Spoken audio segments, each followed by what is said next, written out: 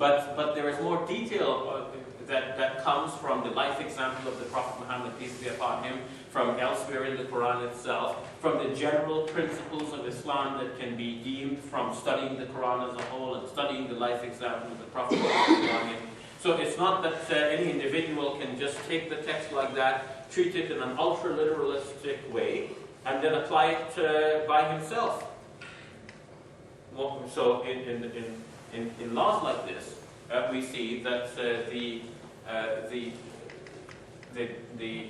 addressee in the Quran is really the head of the Islamic State to implement these laws. So similarly, in the case of military jihad, it's not for individuals to take the law into their own hands or take matters into their own hands and say, I'm going to call it jihad and go fight on behalf of the Muslims on my own, because then he creates chaos. And that's one of the things that the Quran actually speaks again and again against. The Quran tells us about the mufsidun, those who are causing corruption in the land. When there's a situation where there is a state of lawfulness, where there is a rule of law, then everything is stable. You can, life is stable, things go on day to day in the same way. You can wake up in the morning, brush your teeth, and head off to school. Because you know that everything is fine. But if there's a state of chaos, you don't know if the bus you're going to take to school is going to be bombed or not, well then you don't know if you should really get up and even brush your teeth. Maybe life is not worth it anymore. There's a state of chaos. And that is what the Quran is actually speaking again and again against. Fasad, and the state of chaos. And the mufsidun, those who are causing chaos. And yufsiduna fil ard, they are causing chaos in the land, corruption in the land.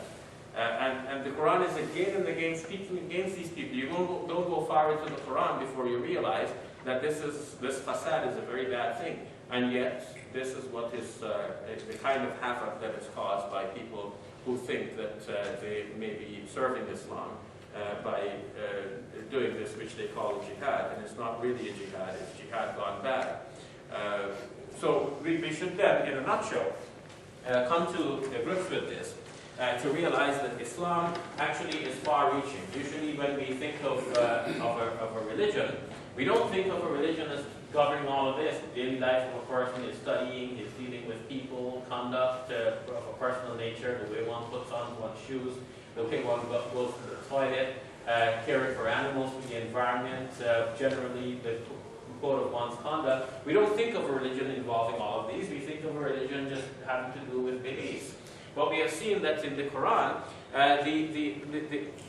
we are told that God has given us a complete way of life, encompassed by the word deen in the Quran that is found in this verse, chapter 5, verse number 3. Al-yawma akmaltu lakum dinakum. I have chosen today, completed your religion for you, your way of life for you. Now, at the core of this way of life are the 5 basic practices of Islam, the 5 pillars. We've seen how practical they are, the wisdom behind them, and that gives us a sense that this is what Islam is about. They're not just simply empty practices. You just do this methodically, ritualistically, day in, day out, and then you don't think about what you're doing. But there are reasons, there are wisdoms, there are objectives and purposes behind these practices, and we should know what those purposes are so that we do not just simply fulfill the letter and miss the spirit of what we're trying to do. And we've seen that even in our personal actions, when we are privately by ourselves, actions that just simply have to do with ourselves, these too are governed by the Islamic system. So one cannot say it as myself, I do with it whatever I like, but we owe to God some obligation regarding how we even deal with ourselves. Our own bodies are given to us by God, and we have to care for it. We have to practice good hygiene, for example, and stay away from harming oneself. We've seen even in family life, in intimate relations, there are regulations that deal with that, though I haven't gone into great detail about that, but in response to your questions, I'm sure we can elaborate on that some more. And I had a moment to just touch upon the broad distinction between the rights of God and the rights of God's creation. And we have said that God's creation have some rights on us as well. Under that broad rubric, we'll find environmentalism and working for animal rights. And finally, I've talked about the economic rules, and more specifically the rule against the charging of interest. And I've shown that almost any action would bring the reward of God if it's done with the right intention, provided it does not contravene a command of God or go against the way of the Prophet Muhammad, peace be upon him. And finally, we saw that even politics are governed by the religious teachings of Islam. So I leave you with those thoughts, and in the meantime, I invite your questions.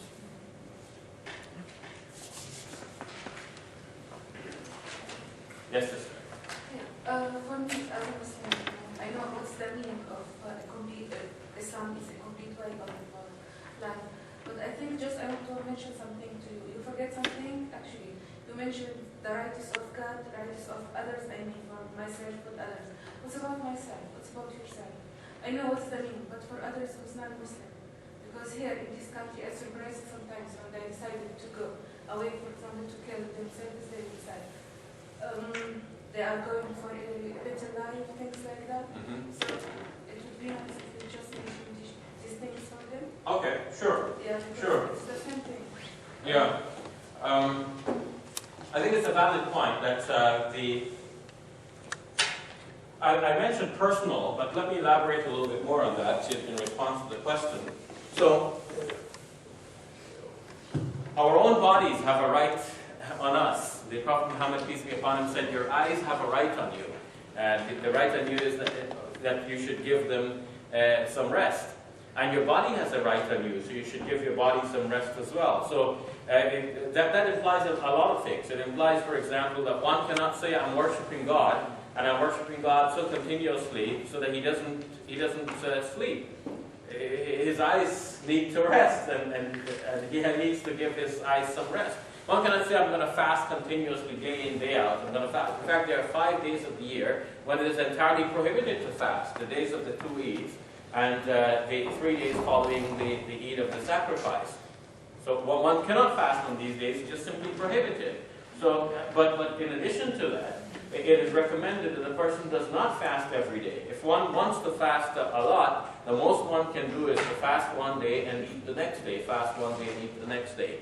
But the best way is the example of the Prophet Muhammad, peace be upon him, who it is reported used to fast on Mondays and Thursdays.